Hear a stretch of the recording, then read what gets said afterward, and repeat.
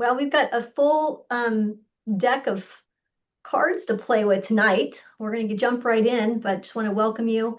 If you're new to Best Choice, welcome. And the way we kind of do these webinars is Shannon and I get to go back and forth today. We're going to be bantering about how to keep deals together through inspections and listings and all of it. Right about this time of year, I tend to get a lot of cancellation notices, and there's a lot of processes and tips and tricks that I can teach you. But oftentimes you learn sometimes by going through some rough patches. So I'm hoping tonight we can help you and not have as many rough patches. Real estate's tough. I would say this time of year, between October, November, December, you get clients that become really, really picky. And not only sellers, but buyers. We're going to see a little bit of that on the screen tonight. But if you have questions as we talk, go ahead and shoot a little message through the chat. We'll make sure to get to your questions at the end. And if you want to follow along, you're going to learn a few things, and we're going to just unload a few different tips to kind of keep in mind. We'll go through some forms real quick. Shannon, you want to go to the next slide? So there is a difference. Some of you that have been with me a long time in Washington, there are two different form numbers. And oftentimes it's the most, I think I've taught some of you better than even designated brokers out there in Washington. But the Form 50 is just a communication form, not much different than a commission disbursement form. It's the instructions that escrow needs to release earnest money. So you have to accompany the Form 50 if you wanted to cancel a transaction, for example. It must be accompanied with a notice. So a 35R would be when you have to terminate by inspection, the 90I when you terminate based on the finance, 90F would be example of feasibility. Those types of notices, the 90 series, if you want to check out the 90 series in Washington, those are the notices that I'm referring to. So if, let's say you want to cancel and you want to get your earnest money back, a Form 50 would be the form to use in Washington, and then you would indicate why. So you'd say, communicate with escrow using the Form 50, and then be sure you send the notice. When the notice is sent, it needs to be sent to the other party, right, that you're canceling on. And then it also needs to be sent to that other party's firm. It has to be delivered and it has to be done timely. Meaning if you have a contingency, you have to follow the timelines that are set forth in the contract. The notices reference the contract. So that's why it's really important that you get that notice to the firm as well as the agent. Don't just throw them and then text them and say, hey, did you get the notice I Yeah. sent you? It needs to be sent to the firm as well. A lot of people think that these are the same. They are not interchangeable. They're used in very different circumstances. When you're using the Form 51, use that very sparingly. Yes. Yes. But the deal is dead. When you send a Form 51, there is no resuscitating that thing back to life. It's done. So designated brokers, managing brokers are the ones that really should be using the Form 51 and advising you when to use it. Most of the time, 90% of the terminations that we are seeing, they should be used with a Form 50 accompanied with some sort of notice. So Right. I, So watch the Form 51. That means any past like negotiations. The 51 is a rescission, which is a termination that's between both parties. So it's not like you can go back and try to collect more money from that client or, try to do something different. It just clearly gets you here. Here it is side by side to 50. It says authorization to disperse money. It's not really a contract. Right. We used Form 50s a lot when we were doing non-refundable earnest monies in Washington when the deal was not dying. I mean, Yeah. the seller was getting pieces of the earnest money during the course of the transaction, and we're using the Form 50 to convey that to escrow. So, Right. um, Form 50 can be used, the transaction is still alive, it's still breathing, right? When the Form 51 gets put into place, it's on life support. Well, it's dead. And then there's other Yeah. provisions. You notice that Yeah. number 3 on 51, Shannon, see that how it says compensation? Yeah. So if the parties decide to go their separate ways, we as a firm can still collect commission based on that 180-day term. That's that tail clause thing that's brought forward into the 51. So if you've done a lot of work and you put the listing on and they're canceling the contract, there are some provisions that protect your hard-earned money and the commission that you should be owed on some of those deals. So make sure you're using the appropriate form. Canceling a listing, however, is a little bit different and it depends on which state. So you're going to learn a little bit of Idaho law today too, because it's probably the easiest thing. It's so weird when you go to Idaho, there's some funny things that happen over there. And the bottom one on the right, it says addendum to the listing agreement. This is the notice or the cancellation of the listing agreement. Notice it kind of looks like a Form 19 for Washington. So a lot of people get really confused when they're canceling a listing on, do I have to just use the Form 19? Um, and the answer is no in Washington. If it looks like the 19 and you're working in Idaho, that is the proper, it says addendum to the listing agreement. Do you see that where it says on the bottom? That's the Idaho cancellation form that they use. And it looks like the 19 in Washington. So you're going to basically use the bottom one, and that has to be signed by me, has to be signed by the client, and then it needs to be sent to the Idaho, to whatever respective MLS that you belong to, so that they can properly cancel.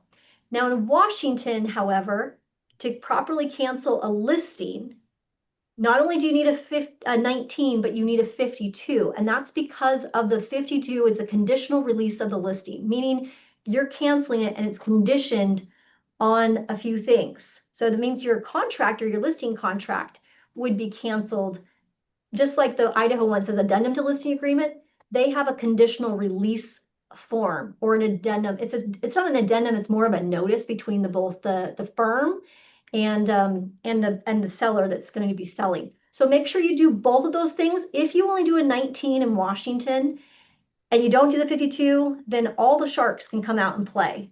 Technically, that all it is notifying the MLS that you've got a cancellation, and then they go on the phone and you really haven't canceled the listing. And so that has to be canceled to officially cancel.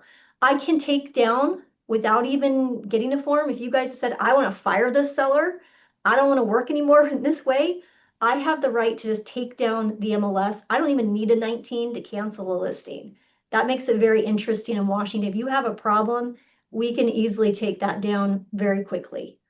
Um, Termination of buyer agreement. This has come up a couple times in the last 6 months. Just one over the weekend, in fact. Yes, Yeah. yes. And there is a form for that. And there is a form for that in Idaho as well. So to terminate the buyer agreement, you would use the Form 53. And this has to be signed by your brokerage firm. The buyer broker would be you if you were working in Washington. You can sign on my behalf. If you prefer, I will sign it for you so it makes it more official because I'm the one that gets to litigate.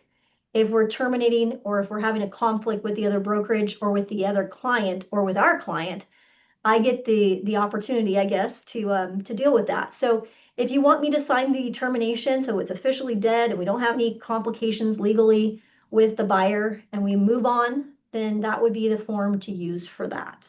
We Okay. got the forms out of the way right off the bat. It's kind of like Yeah. it's hard to throw in at the very end. I think let's get the forms out of the way in some respects.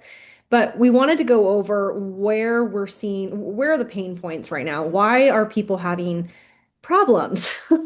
And so this is kind of an interesting visual you can see. These are the most common ways that transactions are falling apart. Inspections, feasibilities are kind of in the same, in my mind, category. This is certainly how we classify them. They're in the same bucket. Inspections, feasibility, resale certificate, low appraisals, home sale contingencies, seller disclosures, this is the RE25 in Idaho and the Form 17 in Washington, failure to deposit earnest money, financing. I mean, these are all ways that a buyer can back out. We don't want to get to this point. We don't want to get to the point where we're talking about rescission agreements and things like that. So we've got a couple, I don't know, Now, scenarios that we've just so I'm clear, Shannon, is this our transactions or is this generally speaking what we're seeing in the This industry? is industry. This is basically what we see in the industry. The majority are going to be based off of inspection feasibility. I think financing is the second one right below it. But for us, inspections is just the number one. It's like 80, 90% of the failures are going to be based off of inspection negotiations. I think we're back to the buyer's market, I think in all of the areas now. And so what that means is that you're going to be negotiating, and negotiation takes communication and some strategies. And we're going to go over a few little Right. tips. I think you guys will laugh on some of these. These Oh are some yeah, fun some of them are ones. real good. They're all current. These are all real. We have not manufactured any of these. You guys get to see, the ants under the rock kind of thing. What are people Yeah, the good, screwing bad, and and the doing? ugly, right? Oh yeah. All right. So this one is interesting. We represented the seller on this situation. The buyer's agent sent over a inspection response, 35R in Washington, asking for some repairs, asking for some credits as well. They had some things on there relating to the credit. What they had told the agent verbally was that the credit was for the LP siding that they had discovered during their inspections. For reasons I'll get into in a second, the seller had already disclosed the LP siding in their Form 17. So the moment they see this, they go, well, that shouldn't have been new knowledge when they came up on their inspections. So why are they asking for an additional $5,000 when we're already giving them concessions on financing, Hmm. when we've already disclosed that thoroughly? Yeah, it looks like you wrote it, you included this Form 17. I mean, they were very Yeah. clear. Looks like we have Yeah. LP siding that has a class action lawsuit. So it's either the agent didn't do a good job of drawing that out, and you should, if you're working in Idaho or Washington, you have some information that you can take along with you on the inspection to get ahead of some of these things. And that's stuff that if it's a disclosed, I wouldn't think about. I mean, you certainly can negotiate anything, but you really kind of have to, you're grabbing at straws, Shannon, trying to get, Oh, yeah. to get the seller to go for it. So then we've got the seller getting very unglued. These are the Look at the text text messages. message. Yeah, no joke. This is what they got. Stream of consciousness for the next 24 hours. What you're not seeing afterwards that is them basically saying, okay, we've calmed down a little bit. But I you mean, can just see. the one first text message, Shannon, was talks about the smoke alarms. Be careful when you're putting your responses together if you're a buyer's agent. I mean, some things, I mean, he's going through and checking all the dates on all the fire alarms, and they're all good. In fact, the Yeah. fire department actually installed them. So that makes me think, what kind of inspector, I mean, if you're representing the seller, what kind of inspector was inspecting my house? And you start to question, and that's why he got spiraling out of control. So you better be sure when you're going to ask the seller to do something on the inspection response. I don't care if you're working in whatever state. Let's be thoughtful about how we ask for things, and let's ask for things that are reasonable. I mean, this is way out of line. Frankly, the middle one says, but frankly, we are kind of ticked. Brian flips houses. Was surprised. And now we start looking at Shannon and I going, why did we price the home with what we did? I mean, they're questioning everything because the neighbors like you're selling too low.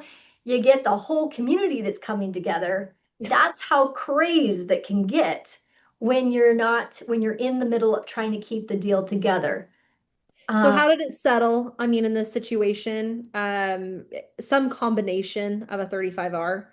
Um, seller had to give a little bit, but buyer also had to give. It's finding the common ground with the buyer.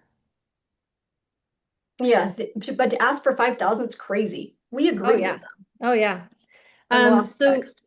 some quick tips, especially for the newer agents that are on the call and that are watching the recording.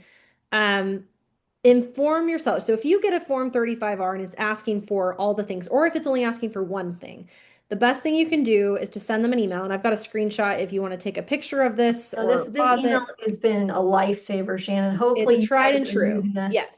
So the best thing you can do is take the email from the buyer's agent that where they asked you for those repairs and send them this message where it says see below and attached. Buyer responded asking for some concessions. You can kind of summarize it a little bit there if you wanted to, or you can just say it's attached.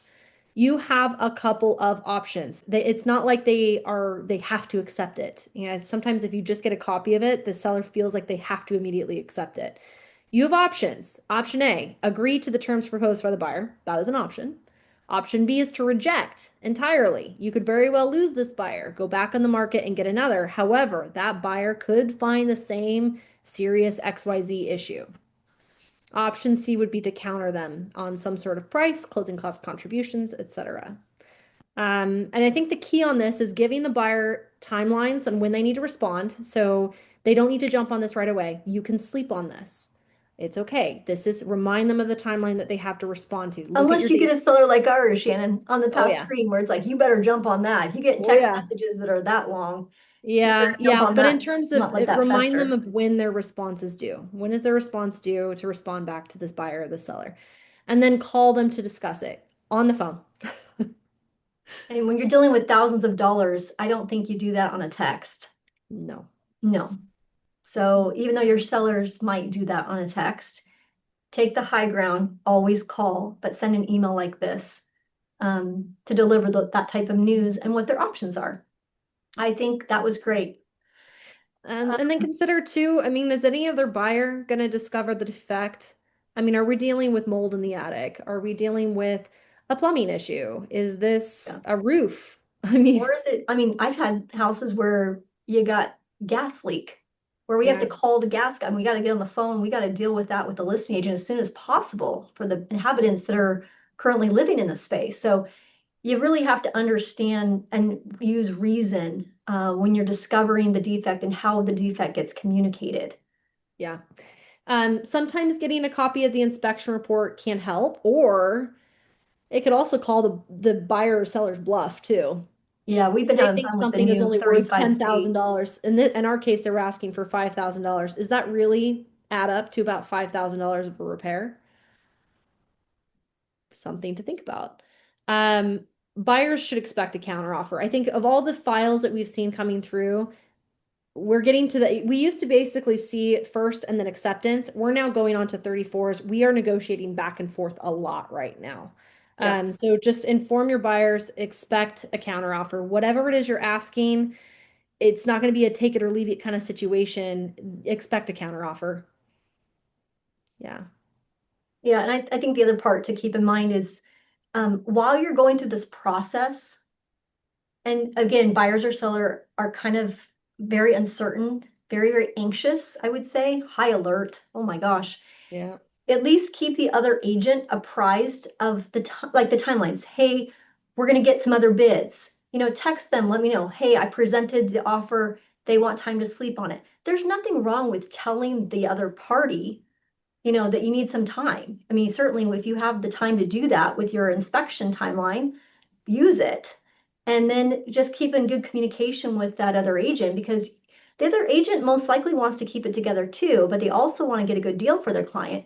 So if they know that they're going to be expecting something and have good communication, they can kind of keep their buyer, focus on the deal, like thinking, hey, we'll get some sort of counter offer. We're not just going to get a complete rejection. I mean, ultimately, that's our job is to find some middle ground. Negotiation is not win at all costs. It's really working with the other party to come up with a win-win for both the buyer and the seller. And we do that very well if you communicate well. So don't be shy. Don't go dark. I hear a lot of people when I have to get involved as a designated broker on some of these. Well, your agent went ghosted me. It's like, why are we ghosting? There's nothing to ghost about. We are ultimately trying to keep the deal together so we both get paid, but we also have to be respectful of our client's position and the timelines that are set forth in the contract. So I guess my point is, Shannon, just let's make sure we're communicating and we're being respectful in our communication and not just ghosting somebody, right? When we're just trying to, get more information or Well, gather and more also on the information. flip side is overly communicating and not being thoughtful about it. I think a lot of agents, I've seen a lot of them where they're sitting there texting the agent back and forth, and Yeah. hopefully not sending pictures of the inspection report in Washington, but being thoughtful and mindful of the type of communication and not overly communicating where you're showing all of your cards. Yeah, that's It's true. I actually didn't going to think hurt about you. that, but I see more of the time where it's not. Yeah, And right, that's where I have right. to get involved. But It's a bit of an art. This one's interesting. So we're seeing some of this too. The buyers are the first to jump on market changes, and sellers are the most resistant. They dig their heels in deep sometimes. This is one where the house was on the market over almost 6 months. They only had a 1% adjustment in price since their original list price. It was pre-inspected. Our agent did a good job of advising the buyer to actually do a sewer scope. The house was built in the 60s, and sure enough, it was a concrete line with several bellies and root intrusions and all sorts of problems. So we're looking at, a potential $40,000 bid to fix and remedy the 80 feet of line. And the seller says no. So, we're at the point now where the buyers are now potentially considering other options. Should we stick with this transaction? The seller doesn't want to do anything. If they're being that rigid on this, then what else are they hiding? That's in essence what that's going through their Thinking. heads. Yeah, so this is the instance I think on this one, Shannon, where the agent went and showed more houses during that Oh yeah. 3-day window. Is that Oh right? yes.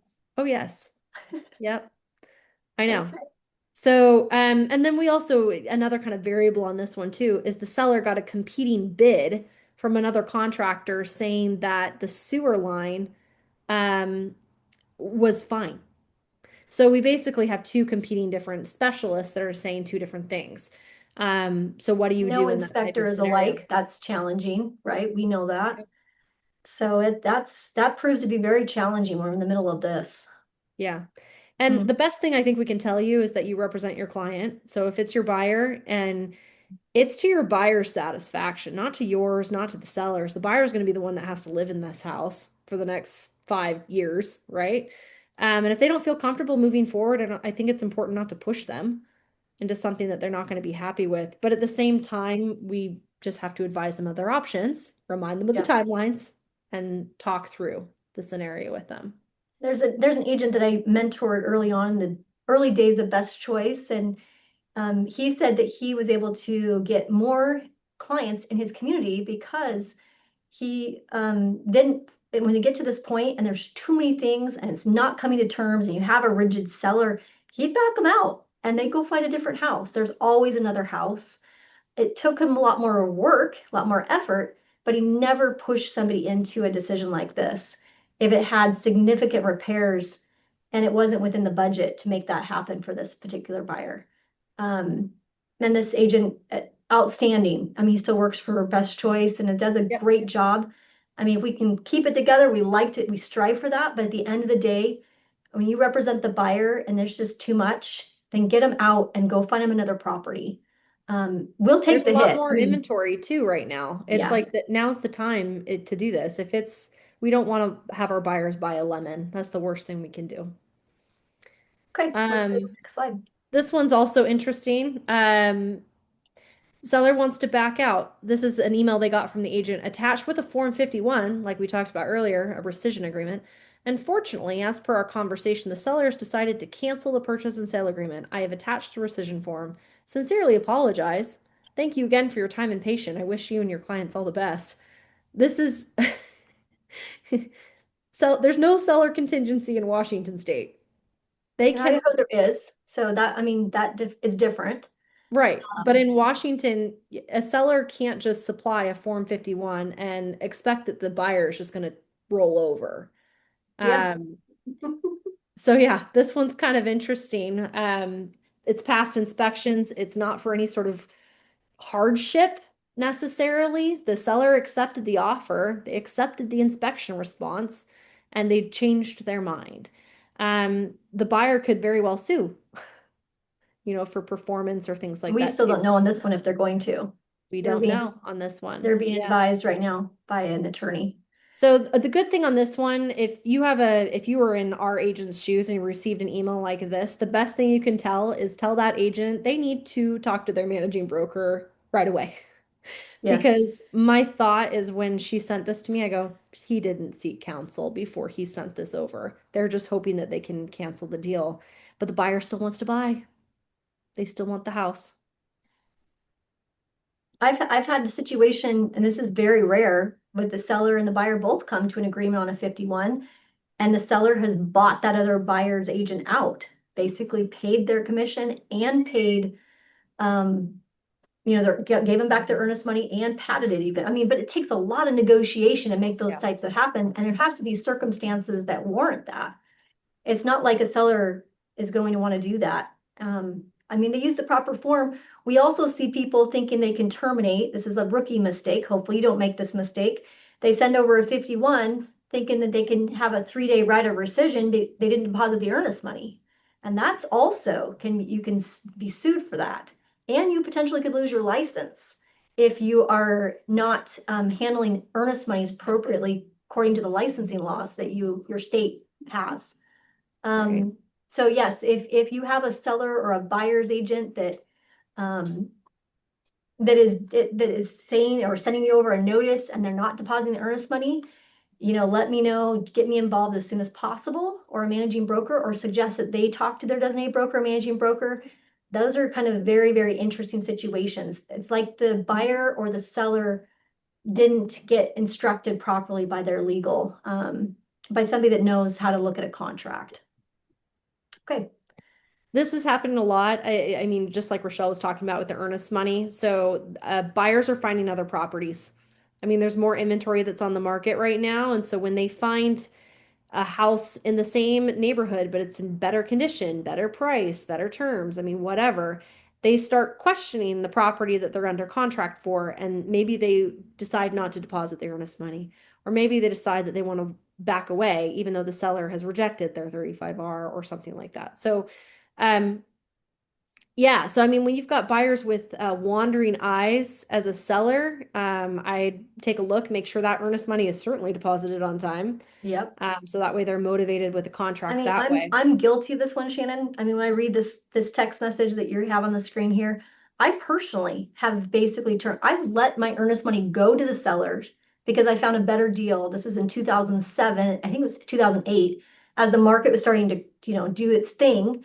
I ended up giving the seller $10,000 basically to go get a better deal down the street for $50,000. So it's like I'm money ahead. More square footage, better deal, have better view. I mean, so watch your properties too and watch your neighborhoods as you start to take listings and you get something under contract, because you may have people cancel on you, even give you your earnest money back. Had that happen to me in Burien recently. I mean, the seller's, it's damaged, but the only recourse that the seller has is the forfeiture of the earnest money. So they have to go back to market, redo everything in hopes to get another buyer, just because your competitor down the street listed for something that's a lot less Right. expensive and has more value. So make sure that you're talking to a managing broker or talking to one of us if you have a situation like this where you need to get proper advice on what to do. And sometimes it is helpful. I mean, we had one, Rochelle, where we went and looked at properties during the 35R inspection to make them feel comfortable that the price that they were negotiating on the other house was warranted. So I mean, sometimes it's worth it. I think for sellers too, setting them up on home search, having them set up just like a buyer would be of what other homes are in their neighborhood. So that way they are aware. The moment something pops up that another buyer would be looking at. That's another tip that some of our top producers do for each of their seller contacts as well. So Let's go to the keep aware next of the slide. competition. Yep. Oh yeah, this one's fun. Thorough buyers. This is exhibit A of picky pants out there, guys. They're out there. They're picky. They're sitting there. They're throwing stuff in Chat This is one of GPT. our buyers, right? Oh yes. Oh yes. I get P0s, P1s based off of severity, right? So with this one, it's funny because we use the strategy of getting contractors. We front loaded contractors to the house after the inspection to go through their valid major concerns. And what's so funny is he started with 38 things and it really came down to two things. After we had all of the contractors go through the house, it made him feel really comfortable. He spoke with the contractors, spoke with the owners of the companies. He felt really good after it. But for someone who's very analytical, detailed, which there's a lot of them out there right now, they're picking up deals.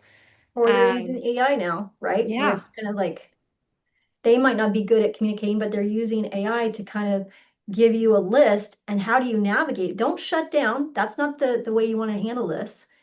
You want to take the ball and you want to run with it by let me get on the phone with some of our contractors, our vendors. Let's get somebody out to the house let's send over the additional time. If we need to Yep. initiate the additional time for the inspection, let's make sure we run the clock, right? That's the way Yep. to handle an analytical buyer is to make sure that you have enough runway. And if you need to, get an extension, right? There's nothing wrong with asking the seller for an extension, even above and beyond. If certainly there's like this laundry list of all kinds of stuff that's concerning and the property's been on the market for 150 days, I mean, I would think that the seller or the listing agent would want to keep that buyer together and allow you to have some other additional time to make sure that it's going to be a win-win.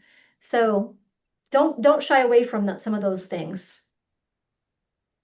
I think Yeah, so getting professional opinions, getting bids from vendors. This is kind of a fun picture if you guys can see this. This is three different contractors at a house. We had one about a month and a half ago where we front loaded contractors at this house during our inspections to make sure we could get and be very clear and do all of our due diligence and knew exactly how things were running and functioning in the house. The client felt comfortable. They're the ones that are living in the homes, but they felt very comfortable after their inspection, knowing everything about the house. well, So and that then we, and then they just negotiated credit, right? And that's right, always an option, right? You could right, have the contractor come out and give you a bid, and then you know how much money you're talking about, and you can negotiate with the seller for that. right. Um, licensed, bonded, insured, I'd say, is obviously preferred as a buyer's agent to see those types of things, but there's the value of a handyman. I mean, if you don't have a handyman in your back pocket, you should probably go out and find yourself one. Yeah, Because there's a lot of things that come up on inspection reports that are very quick fixes, that don't necessarily warrant having a insured person go out and fix a squeaky door. I mean, that's something a handyman could probably do. yeah, that's good. And then the resale certificate, homeowner's insurance, disclosures, anything like that, get ahead of it and do it before you do the inspection. Make sure that you have it or print it. And when you show up at the inspection, you have a nice little folder. I would expect best choice is a little cut above what other people are doing. Have that all ready to go so they can flip through it and they can, see what's been disclosed or what the seller said or get a more clarity on something where they said don't know. They can ask their inspector that they've hired to get more clarity on an area of the crawl space or a section of the roof that they've had some challenges with. But definitely use the additional time. And I would say stop texting. I don't know about you, but I'm tired of seeing all the text messages when it's something that's super, super important. It's a contract related negotiation that's going to take place. Pick up the phone, have a conversation, and once you guys come to an agreement verbally, put it in writing in an actual contract document instead of sending a bunch of text messages back and forth that we're trying to make sense of and people get unglued. Texting, last I checked, is not legal form of communication. It's no different than if you picked up the phone and called. And I think you can really feel, you can misinterpret when somebody texts messages versus when you talk to them on the phone on that one where we had like 5 text messages across the screen. That one, it was picking up the phone and we ended up getting a referral after that from them. So it's kind of like, would we have got a referral if we would have just texted back and just kind of kept going with their little text thread? Probably not. But having a good conversation and being professional about how you communicate, a very important matter that they take serious, that's the way to go and to keep the deal together. I think Yeah, and a that quick was plug for homeowners insurance too. Thankfully, the government shutdown is no longer, hallelujah, but it still is coming up where buyers are having a hard time getting the insurance binders, or the insurance. We had one because of the government shutdown, couldn't get the FEMA certificate. So get the binder early. I mean, the moment you get mutual, advise your buyer to go talk with their homeowner's insurance just to make sure, especially if you're in an HOA, or some sort of flood zone, something like that. Make sure you get the binder early, just so you don't have or encounter issues or where the policy is twice or three times as much. great. So, yep. We had a question from Tatiana. It's a great question, Tatiana. I'm glad you asked about it. Do you still have the opportunity to cancel with your disclosures? Yes, but you got to watch your timelines and you do have to deposit your earnest money. You're not exempt from, oh, I want to just use my Form 17. So you have 3 days in Washington, as long as you just check box number one, term one on Form 17, 3 days to terminate with it pretty much without any reason. That doesn't mean that you shouldn't deposit your earnest money. So make sure you get your earnest money turned in, and then yes, as long as you only check the box number one. Now, if you've locked yourself in, you've checked one and two, or checked number three on all, that's not going to work. You're not going to be able to get, not going to be able to use that as an exit strategy. But yes, you do still have the opportunity to cancel with the disclosures. Um, and that they've kept that intact for several years now. In fact, probably as long as we've been a company, Tatiana. So the latest and greatest is they've been changing like the check boxes on the disclosure in Washington, what's included, what's not, who's responsible for what. That changes, but as far as the provision that allows you to terminate based on the disclosures, and that doesn't, Washington and Idaho are the same. You still have a period of time where you can review that and terminate and get your earnest money returned to you. Hopefully that answers your question. So yeah, Yeah. in summary, earnest money time is of the essence. Soon Even if as, you're in soon that as you get window under of contract. time, it needs to be deposited. Yeah. Um, even if you haven't supplied your termination notice yet. Yeah, about the Form 17, the question is like if you already in the middle of transaction and suddenly they want to be out, is it still okay use Form 17 because there's something missing there? You'll have to see when they delivered the Form 17 to you. Yeah. Because they have an obligation to provide you the Form 17 once they give it to you, and that could be attached to the listing, emailed to you in the purchase and sale, whenever it was first delivered to you. They have 5 days to give it to you after mutual acceptance, and you have 3 days to review. Yeah, but they have something that they missed in there. Yeah. That it triggers a new timing. It Yeah. could, if they've changed So, it. yeah, at what point that it can still be submitted at any time? That means you have 3 days from the notice they made that change to the disclosure to terminate.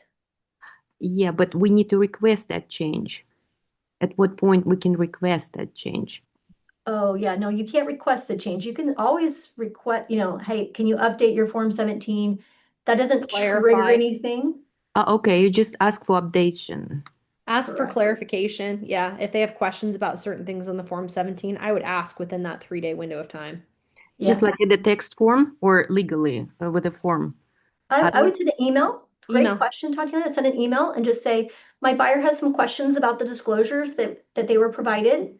Mhm. Before we sign off on it, could you please answer question A, B, number 7, or give us some more information about what happened with the roof leak? Whatever Mhm. it is, indicate that in an email, and then Mhm. they're obligated to send that email to their sellers to get you answers on those questions.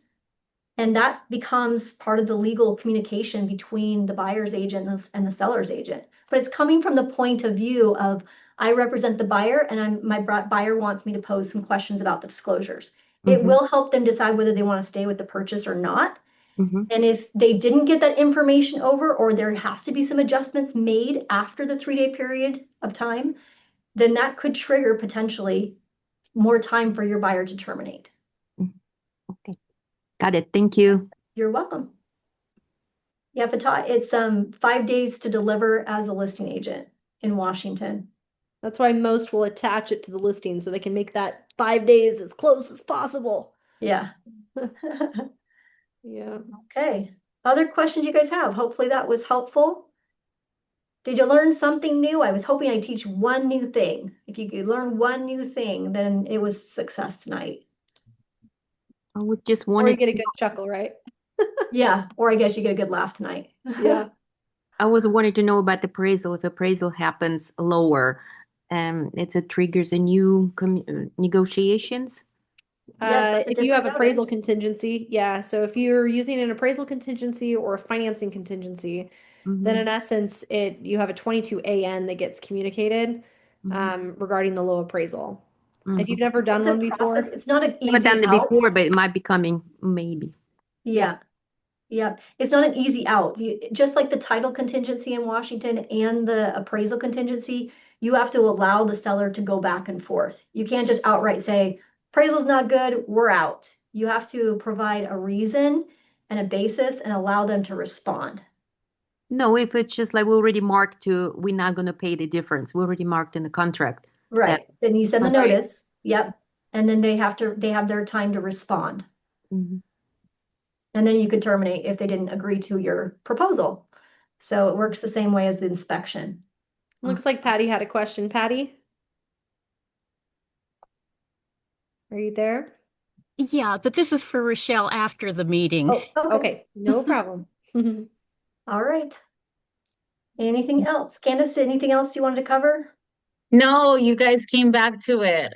I Okay. felt like as a group at Best Choice Realty, it's best just sorry, have the earnest money deposited and have a contingency because if we don't, sorry, um, oh my Our goodness, golden hour, right? We get all the text messages and all the phone calls right I now. know. sorry, my phone, I think my phone's connected to my Zoom.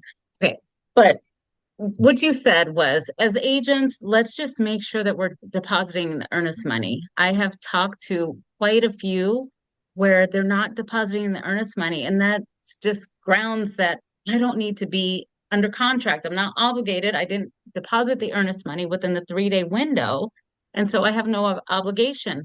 I'm waiving my inspection contingency. I'm doing these things, but guess what? We're not going to deposit the earnest money and we're going to use some other means of getting out. And that just, I, Doesn't Ugh, sit well, not with that's it not with not the doesn't agents sit that work well. It doesn't with sit Best well. So Choice. as us as agents, use I mean, we do have contingencies, a lot of them that are built in and use them and still make sure that your clients are going to deposit their earnest money and do it the right way. If they want to back out, they use that contingency to back out. Right. And so you reiterated that. That was my only thing Okay. today. Yeah. Good. Virginia, anything from you? I think that the earnest money is always a big thing. I think honestly, it's just to be clear, open to communication, and don't ever panic. It's not personal. Let's just be calm. I mean, if anybody's looking at some of these text messages and the negotiation, there's another reason to get somebody like Virginia to help you with a deal. I mean, she's had a lot more experience than some of the new agents that they're dealing with this kind of stuff. It's like, how do you deal with this big, huge laundry list of stuff? That's why you have a mentor if you're new to the business. So don't be shocked or don't be scared. Yeah. That's what we're here for, to help you. You never know what's going to happen in an inspection. I just had an inspection recently and they had a new roof on the house and we went under the roof in the attic and the supporting rafters were no longer attached to the roof. Did the Jeez. sellers know that? No. Did my buyers want to deal with that? No. But we were able, actually just got the thing through. We were able to negotiate a holdback and we're all closing and everybody's happy. It's amazing. We're problem solvers, aren't we? This is what we do. Awesome. Well, it's good to have you guys all tonight. We're looking forward to next Monday. We are going to do a webinar, even though it's Thanksgiving week. We are going to do another session on Monday night. So stay tuned for that. And hopefully we'll see a lot of you at Friendsgiving or some of the mastermind events that we're doing this week. We'll look forward to seeing you guys next week, though, for Yeah, we're sure. in Pierce County tomorrow, so those that are in South End, we'll see you tomorrow. And Friendsgiving is this Friday. This Friday in Tupelo. Can I Yeah, ask one quick question? One quick. sure. If inspection was agreed, to do some repairs and the seller agreed, but he will not finish them in Oh, time, that's or a good he will question. not finish them and he will not provide the receipts, what do you do in this Then case? you consider that, Tatiana, as a breach. If you represent the seller, you let your seller know that he's Buyer, breaching the contract if it's a by buyer. not completing the repairs that he agreed to do on the 35R. What And about if the he buyer? has any issues with that, he should seek an attorney Mhm. to advise him on his next steps. If it's a That usually, buyer, it's a he's what? buyer. And the seller, who is the seller? I'm presenting the buyer, and the seller didn't complete. Okay, then Oh. your buyer has the right potentially to terminate if if the seller is breaching the contract. Mhm. So same goes for the buyer. The conversation I have with the seller, Tatiana, would be like, hey, the seller has not completed the repairs, my advice to you would be to give the seller an extension. So Mhm. we need to negotiate an extension. How much is that going to cost you? Is that going to affect your rate lock? Those types of conversations need to be had. Maybe he had problems. Maybe he had medical things. I had a guy have a heart attack when he was trying to literally move his house. So there might be some reasons why he hasn't done it. Or it could be simply that he's lazy, didn't have contractors. I mean, that's where you try to see the other side, but represent your client well. And I think the appropriate thing to do would be to call the other agent and find out why he was not able, and if there's anything we can do to help get that work completed, so we don't need an extension, because if a seller breaches in that circumstance, Tatiana, it does impact the buyer, their loan, their lock, all of it. And that just becomes more expensive. And if the listing agent is doing a good job, most likely we'll keep the deal together. We're just going to need to play with the timelines. I don't necessarily think most of those deals come together. It just takes more work from the agents involved. Or it takes a couple extra days in many cases. Yeah. Same goes for if the work hasn't been completed, but what if they have all of this junk in the house? I mean, the whole level, the movers just left them and they left them high and dry. That's happened too. In those cases, the seller breached the contract and the buyer's agent has to kind of find some sort of grounds for making it right. And if it's an extension, if it's getting a mover, if it's the brokerage, the listing brokerage paying for the mover or paying for the repair and taking it out of the commission, that's probably what needs to happen. But without knowing the full circumstance, you might want to advise that they contact their broker. A lot of times these designated brokers don't know that that's happening. Yeah. I certainly, as your broker, I would get involved and talk directly with the seller and give some options on so that we don't have to breach and we can keep the deal together. But that's a real thing that happens too. Okay. Just when you think you found everything, you find something new, Tatiana, right? You find some other new thing. It's like, oh wow. Yeah. Never a dull day is what I say. Okay. Thanks, you guys. We will see you guys later this week. Mhm.